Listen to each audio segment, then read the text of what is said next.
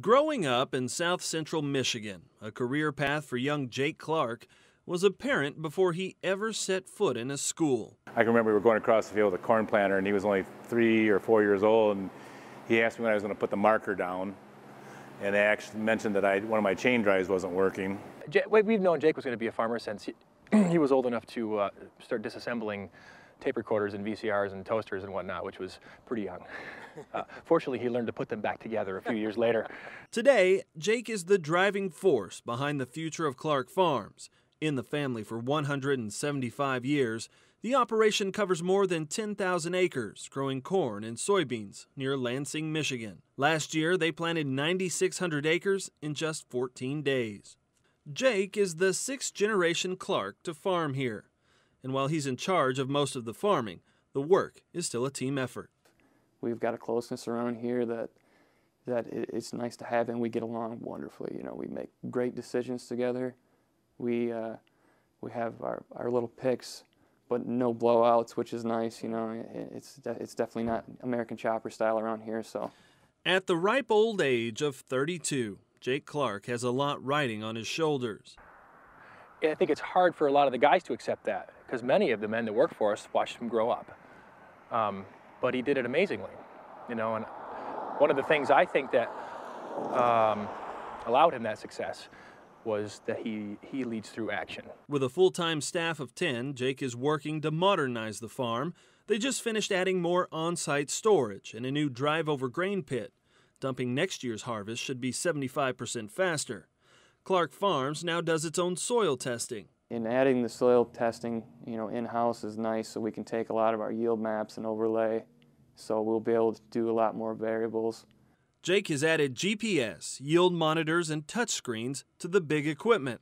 It's information he uses to help make better decisions. If they keep climbing anhydrous, you know, you're going to have to kind of trim that and put it where you really need it if it's going to be, you know, in that 800-ton mark. And he should know.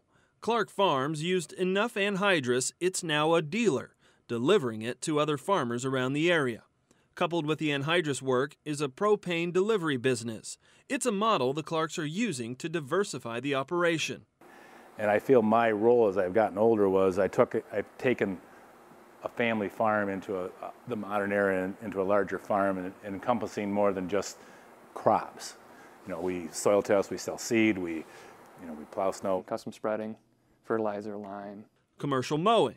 Occasionally dig a few ponds. And a sand and gravel business. Anything you can think of. That last year moved 70,000 yards. It just worked out one day that, you know, we had a sandy area in the back on one farm that, you know, it wasn't worth planting crops on.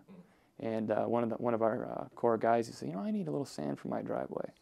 So, you know, we put a little sand in there, and then I think about a year and a half later, there was a 40 down the road that was being developed, and one of the developers says, you know, I could really use some sand. And he said, well, we got some sand. It's strange how it starts, but, you know, the opportunity was there, so we kind of jumped on it. Taking advantage of those opportunities is his specialty.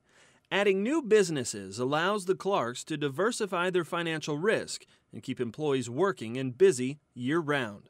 The more that they can do is the more we can kind of spread our wings a little bit farther and see what else we can do with it. So, yeah, we've got a great group of guys around here, and that's a lot of our success. If it's not plowing snow, it's fixing equipment. Since his early days taking apart the VCR, Jake has proven himself handy around the shop, especially with a welder. I think the welder around here is more like a crescent wrench than anything. Utility by necessity. When he's not working magic in the shop, he's enjoying the little surprises of being a father. With a son that's 2 and a daughter that's 4, Jake's wife runs the household while he's running the business. It is so comforting to have a wife at home that is raising your children.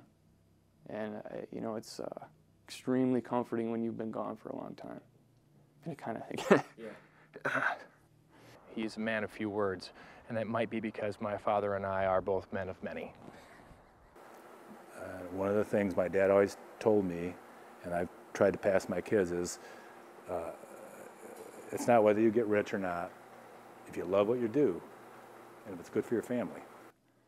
I mean, not many people come into life with as many opportunities that I've had. opportunities Jake hopes to pass on to the 7th generation. Oh, he got you. You know, we've got a lot of things that are just starting, and you know, a lot of things we need to learn to fine tune around here. So I'm sure what you look at now will probably not be the same 3 years from now. Congratulations to Jake Clark and Clark Farms, a finalist for Top Producer of the Year.